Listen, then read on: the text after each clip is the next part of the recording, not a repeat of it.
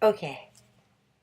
Um, we're continuing our study of cybernetics, and today I was going to talk about Sadi Carnot and the Carnot's equations and the second laws of thermodynamics.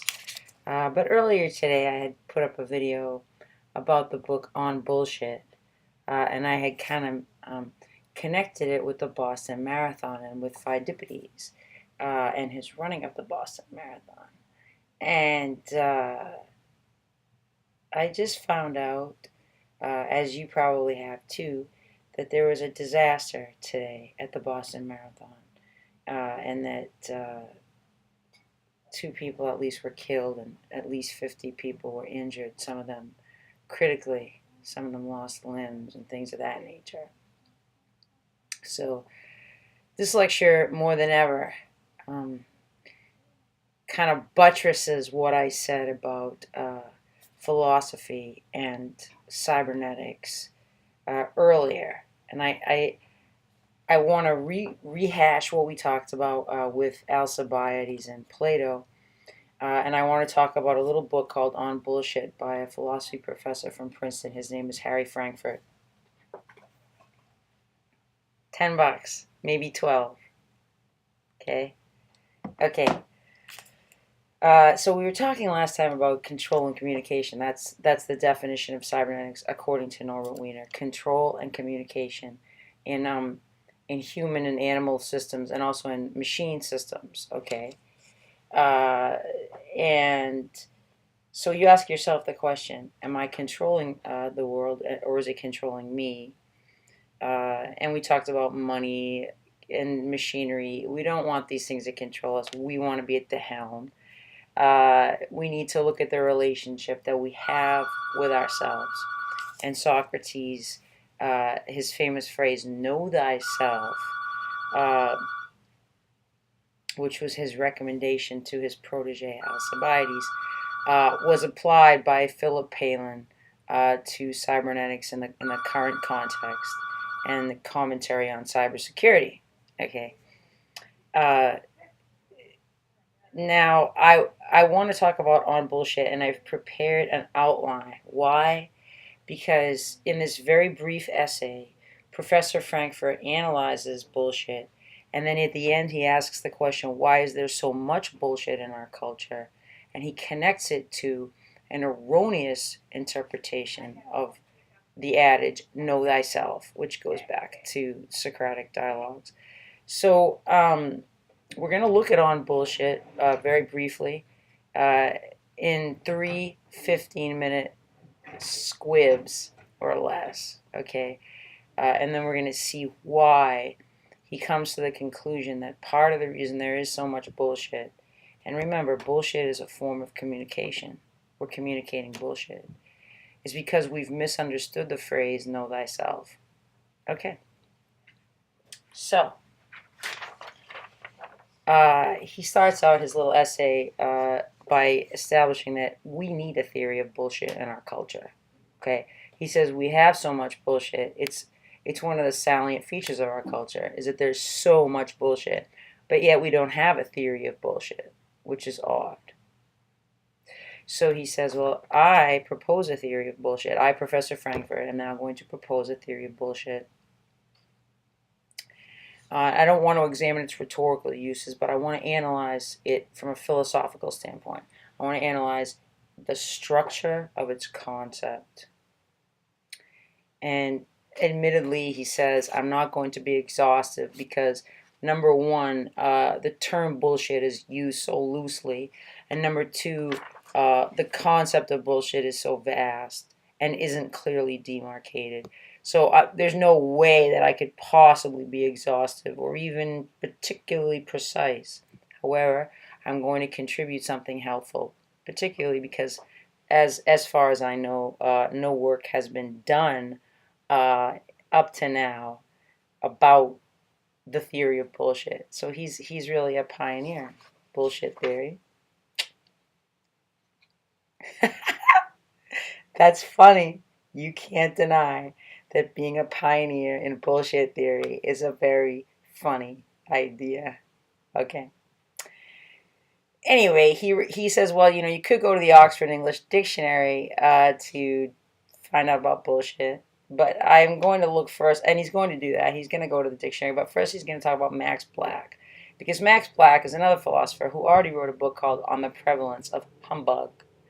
And so Frankfurt says, well, how does Black define humbug? Well, in Black's world, humbug is a deliberate misrepresentation, number one. It's deliberate. It's short of lying, number two, so it doesn't quite rise to the level of an outright lie. 3, it is done by pretentious word or deed. And 4, the misrepresentation is of the person's thoughts or feelings. Those are all important characteristics. We're going to analyze them one by one because Frankfurt then will draw a parallel between humbug and bullshit. They're not exactly parallel, but there are many similarities. Okay?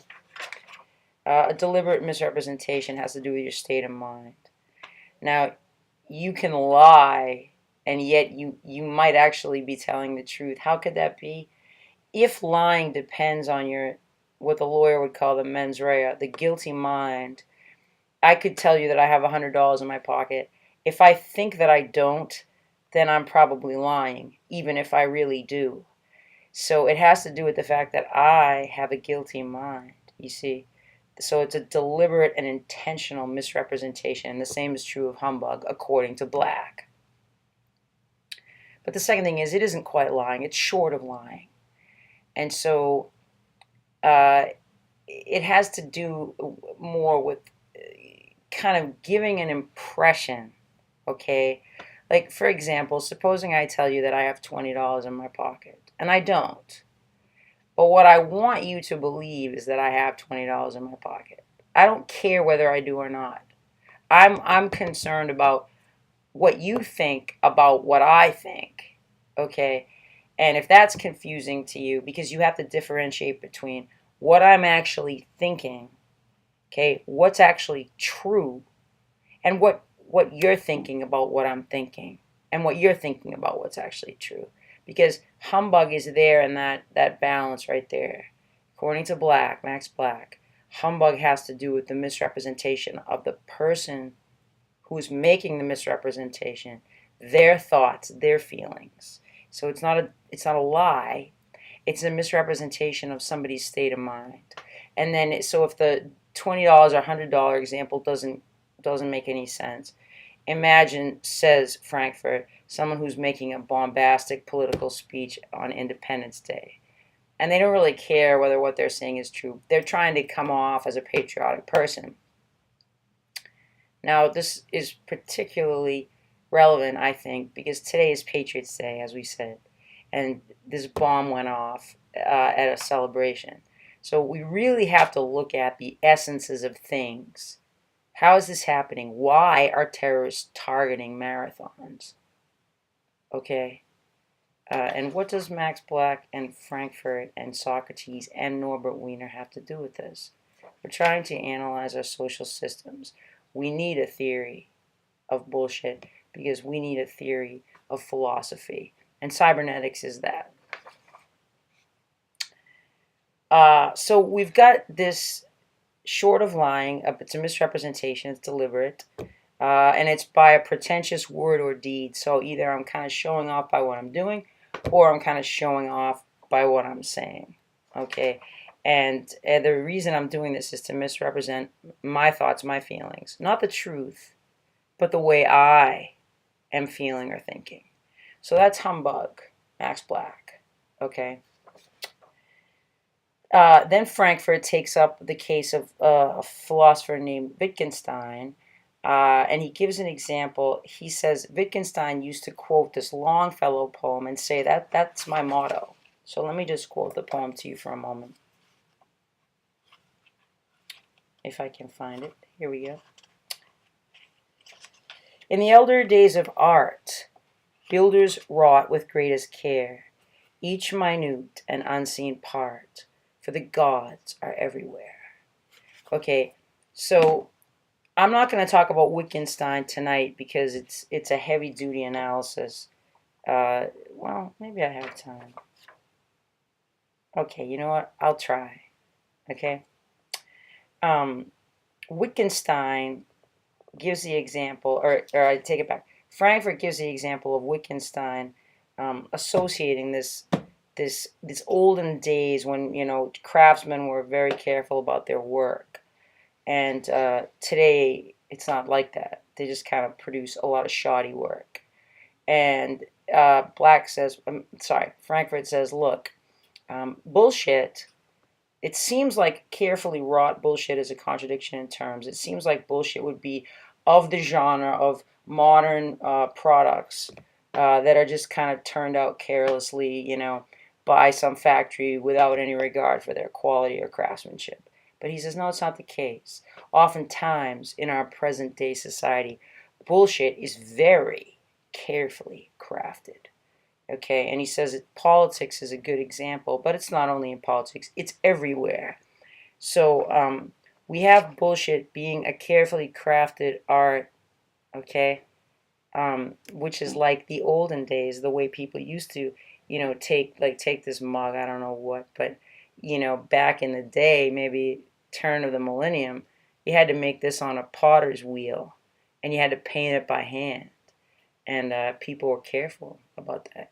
And he's saying maybe that's no longer true of the product products that are going to the market, the tangibles, but it is now true of the art of bullshit.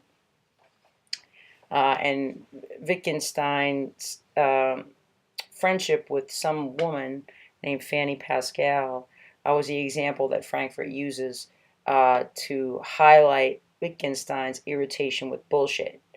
Because the woman had gotten in some kind of an accident, and when Wittgenstein called and said, how do you feel? She said, I feel like a dog that has just been run over. And Wittgenstein said, you can't know how a dog that has just been run over feels. Therefore, it's bullshit. And to contrast that with the prevalence of humbug, Wittgenstein's perception of bullshit is that the essence of bullshit, the essence, is that the person who's saying the statement doesn't care about whether the statement is true or false. Okay? Now, they may be pretentious, they may be full of humbug and trying to puff themselves up, and there's something maybe humbug and bullshit at the same time. But he's like, if we want to analyze the proper characteristics that are proper to bullshit, Wittgenstein's analysis is better than Max Black's, even though neither one of them used the term bullshit, because Wittgenstein, while using the term nonsense, was isolating what Frankfurt believes to be the essential character of bullshit, which is that the author of the bullshit has no regard for the truth or falsity of what they're saying. It doesn't concern them at all. They're not trying to lie. They're not trying to tell the truth. It's not even about them principally. It's about their indifference and their total lack of respect for reality. So that is the first part of this beautiful little book on bullshit, which is the justification for our philosopher Harry Frankfurt saying that we have misinterpreted the Socratic phrase, know thyself. We've gotten way out of control. So next time we will look at the analysis of bullshit in the Oxford English Dictionary, and then we'll come to see why it is that there's so much bullshit in our society in the Socratic method. So have a good evening, and let us all reflect on what happened today at the marathon, and what can it teach us about society.